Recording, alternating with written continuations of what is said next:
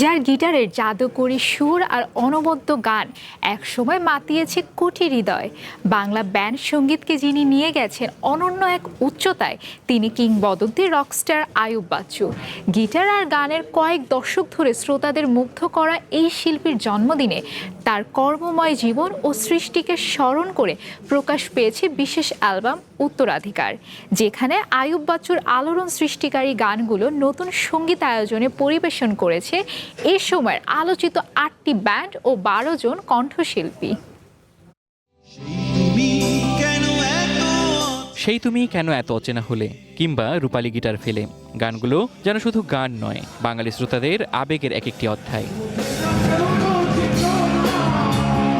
Bangla band সঙ্গীতকে সাধারণ মানুষের দোরগোড়ায় পৌঁছে দেয়া এই রূপালী গিটারের জাদুকরকে স্মরণ করতে এবং তার কালজয়ী গানগুলোকে নতুন প্রজন্মের কাছে টিকিয়ে রাখতে তৈরি হলো বিশেষ নিয়ে বিস্তারিত জানাতে রবিবার রাজধানীতে হয়েছে এক অনুষ্ঠান, যেখানে উপস্থিত ছিলেন প্রয়াত এই শিল্পীর সহধর্মিণী আর দীর্ঘদিনের সহকর্মীরা।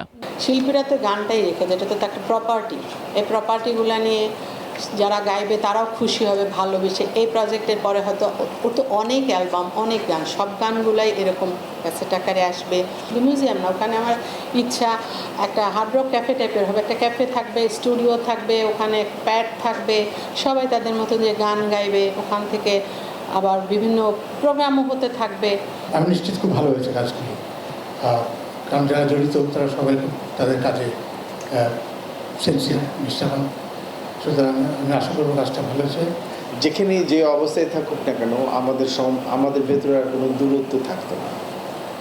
আর বাচ্চা সম্পর্কে অনেক কিছু বলার প্রয়োজন নাই, শুধু একটু বলতে পারি, he was a pure gentleman and he was a true musician. Ayub বাচ্চুর বিশাল গানের ভাণ্ডার থেকে বাছাই করা ২০টি গান স্থান পেয়েছে এই উত্তরাধিকার সংকলনে। আধুনিক সঙ্গীত আয়োজনে গানগুলোর মূল সুর অক্ষুণ্ণ রেখেই কণ্ঠ দিয়েছেন এ সময়ের তরুণ কণ্ঠশিল্পীরা। উনিও অনেক জায়গায় অনেক রকম করে গাইছে। এটা ক্যাসেটে যেরকম ছিল, আমরা চেষ্টা করছি ওই রকম ভাবে করতে, যাতে গালিটা কম খেতে হয়। আমি যে গানটা করেছি, এই গানটা আমার নিজেরও বাচ্চু ভাইয়ের ভয়েসেই শুনতে ভালো লাগবে। বাচ্চু ভাই যেভাবে গানটা গাইতেন, গানের অরিজিনালিটিটাকে ঠিক রেখে একটা নতুন ভাবে রিঅ্যারেঞ্জ করা। তখন ফার্স্ট টাইম আমি চাঁদ মামা গানটা শুনে আমি লাইক ওয়াও, মানে এত ইন্টারেস্টিং লিরিক্স, এত ইন্টারেস্টিং কম্পোজিশন, আমি কেমনে শুনলাম না। So this is the first time I covered Bachchu ভাইয়ের সং। উত্তরাধিকার প্রজেক্টের এই ২০টি গান কোটি শ্রোতাদের হৃদয়ে রূপালী গিটারের সেই চিরচেনা সুরকে বাঁচিয়ে রাখবে অনন্তকাল, এমনটাই বলেন এলআরবির ব্যান্ড সংশ্লিষ্টরা।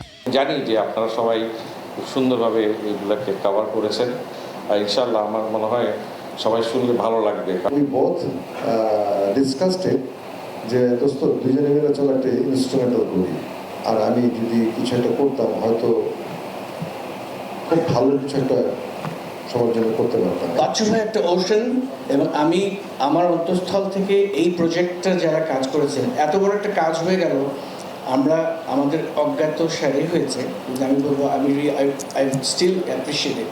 আইয়ুব বাচ্চুর গান মানেই এক প্রজন্ম থেকে অন্য প্রজন্মে বয়ে চলা শুদ্ধ আবেগের প্রকাশ।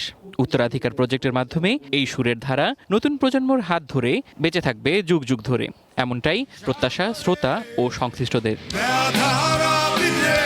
সাদ আহমেদ দীপ, ওয়ান এন্টারটেইনমেন্ট।